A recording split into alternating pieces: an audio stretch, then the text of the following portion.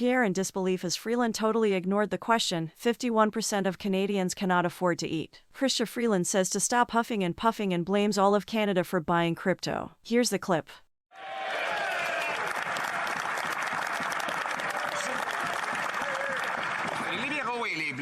The Liberals and the Bloc want to punish Quebecers for the crime of driving a conventional car by tripling the carbon tax.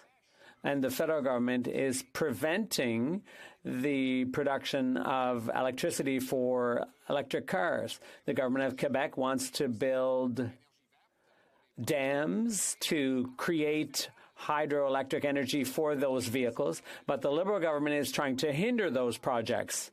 Why doesn't the government cut the red tape, allow Quebec to build hydro dams, and eliminate the carbon tax at the same time? The Honourable Deputy Prime Minister. Mr. Speaker, Canadians, including Quebecers, understand full well a very important thing, and that is that the Conservatives do not have a plan for the climate. That's a huge failing of the Conservatives. But we understand the importance of climate action. And the people of Quebec, men and women in Quebec, understand the need for this, and that is what we will continue to do. The Honourable Leader of the Opposition. Government.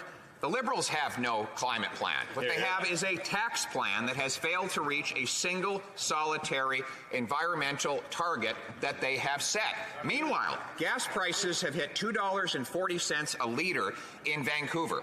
This is the same city which is the third most overpriced real estate market on earth. In other words, people can't afford to drive, they can't afford homes, and with food prices rising faster than in 40 years, they can't afford to eat either. Will the government show some compassion for British Columbians and Canadians and cancel its plan to triple the tax? The Honourable Deputy Prime Minister. Mr. Speaker, the Conservatives don't have a climate plan. All they have is a plan to take away $1,000 checks from families in Alberta and Saskatchewan. And you know what? They don't have a plan to make life more affordable for Canadians either. All they have is a plan to drain our pensions and our EI. Our government does have a fiscally responsible plan to support Canadians with affordability, and we have a plan to act on the climate. Canadians know that, Mr. Speaker. The Honourable Leader of the Opposition. The only ones draining EI of money is this government. They want to raid the EI fund for $10 billion. Take the money that Canadians pay in EI taxes and spend it on everything but EI.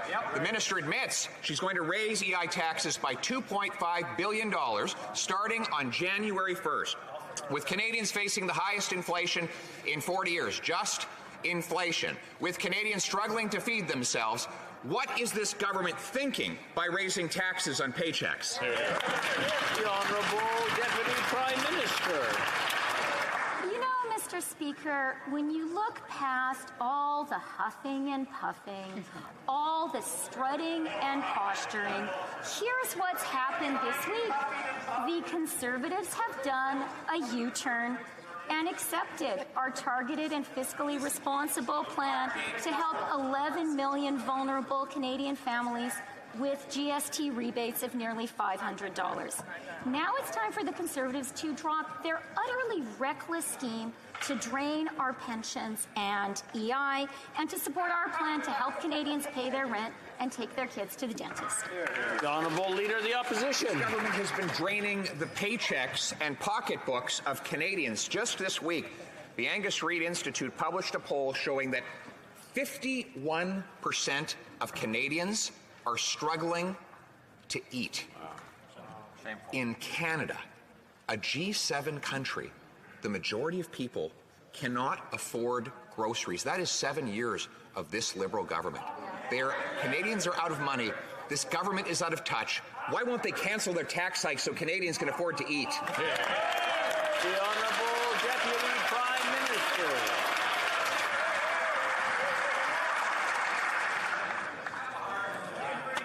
You know, Mr. Speaker, touch, the people who are out of touch are a party that believes it's a good idea to slash our pensions and to undermine the EI system.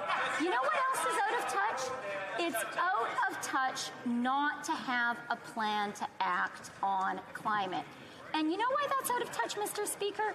Because our customers, our clients, the US and the EU, they are taking climate action. They will only buy Canadian products if we take climate action too. Well, Leader of the Opposition. Mr. Speaker, the minister totally ignored the question. 51% of Canadians cannot afford to eat. Food bank use has tripled and hits record every single month, according to the Daily Bread Association. Students are living in homeless shelters while they study. This is Canada. After 7 years of this Liberal government, getting worse now under this costly coalition. Will they wake up to what's going on in this country and cancel their heartless tax hikes? Here. The Honourable Deputy Prime Minister. Mr. Speaker, our government will take no lessons from the Conservatives when it comes to protecting vulnerable Canadians.